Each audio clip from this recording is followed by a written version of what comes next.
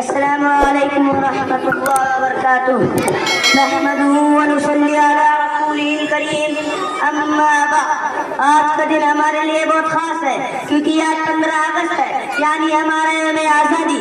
آج ہی کے دن 1947 ہمارا پیارا ملک ہندوستان انگریزوں کے غلامی سے آزاد ہوا تھا. ہزاروں مجاہدین آزادی نے قربانیاں دی اور جیلیں کاٹی. انہیں قربانیوں کی وجہ سے آج ہم آزادی میں سانس لے رہے ہیں. ہم ان تمام بزرگوں کو دل سے سلام پیش کرتے ہیں. اس آزادی میں علماء کرام اور مدرسے کے طلبہ کا بھی بڑا کردار رہا ہے. مولانا ابوالکلام آزاد شیخ ہند، مولانا محمود حسن اسفاق اللہ پر اور بہت سے دوسرے مسلمان رہنماؤں نے بھی اس تحریک میں حصہ لیا. ہمیں چاہیے کہ ہم ان کی قربانیوں کو یاد رکھیں اور خود بھی ایمان، اتحاد اور قربانی کے راستے پر چلیں.